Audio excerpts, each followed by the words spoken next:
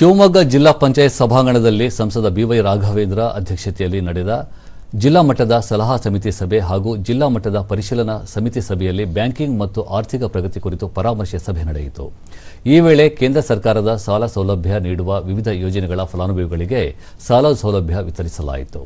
ಈ ಸಂದರ್ಭದಲ್ಲಿ ಜಿಲ್ಲಾ ಪಂಚಾಯಿತಿ ಮುಖ್ಯ ಕಾರ್ಯನಿರ್ವಹಣಾಧಿಕಾರಿ ಎನ್ ಹೇಮಂತ್, ಲೀಡ್ ಬ್ಯಾಂಕ್ ವ್ಯವಸ್ಥಾಪಕ ಹನುಮಂತಪ್ಪ, ವಿವಿಧ ಬ್ಯಾಂಕಿನ ಹಿರಿಯ ಅಧಿಕಾರಿಗಳು ಸೇರಿದಂತೆ ಹಲವರು ಉಪಸ್ಥಿತರಿದ್ದರು.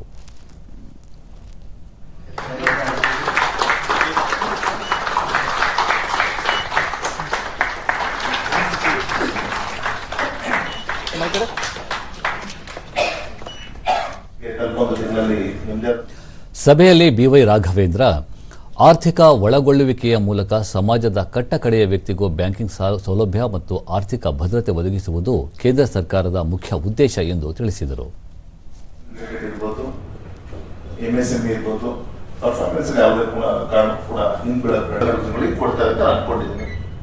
ಈ ಸತಿ ಕಮ್ಮಿ ಆಗಿದೆ ಅಂತ ಹೇಳಿ ಎಲ್ಲ ಕಡೆ ಕೂಡ ಚರ್ಚೆ ಆಗ್ತಿದೆ. ಕಾರಣ ಏನು ಅಂದ್ರೆ ನನಗೆ ಗೊತ್ತಿರೋ ಪ್ರಕಾರ ಅದು ಯುಟಿಲೈಸೇಷನ್ ಚೆನ್ನಾಗಿದೆ ಎಲ್ಲ ನ್ಯಾಷನಲೈಸ್ ಬ್ಯಾಂಕ್ ಅಲ್ಲಿ.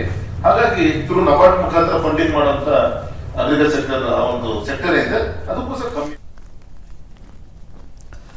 ದೂರದರ್ಶನದೊಂದಿಗೆ ಹನುಮಂತಪ್ಪ, ಕೇಂದ್ರ ಸರ್ಕಾರದ ವಿವಿಧ ಸಾಲ ಸೌಲಭ್ಯಗಳನ್ನು ಜನರಿಗೆ ತಲುಪಿಸುವ ಉದ್ದೇಶದಿಂದ ಹಾಗೂ ಮಾರ್ಗದರ್ಶನ ನೀಡುವ ನಿಟ್ಟಿನಲ್ಲಿ ಸಭೆ ಆಯೋಜಿಸಲಾಗಿದೆ. ಜನಸಾಮಾನ್ಯರು ಇದರ ಸದುಪಯೋಗಪಡಿಸಿಕೊಳ್ಳಬೇಕು ಎಂದು ಮನವಿ ಮಾಡಿದರು. ಚೆಕ್ ವಿತರಣೆಯನ್ನು ಮಾಡುವ ಒಂದು ಕಾರ್ಯಕ್ರಮವನ್ನು ಇಟ್ಕೊಂಡಿದ್ವಿ.